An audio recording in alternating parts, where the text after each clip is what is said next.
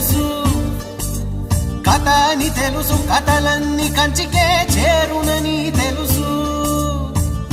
తెలుసు తెర తొలుగుతుందని, తెలుసు తెల్లారుతుందని, తెలుసు ఈ కట్టె పుట్టుకుమంటదని, తెలుసు ఈ మట్టి మట్టిలో కలిసిపోతదని.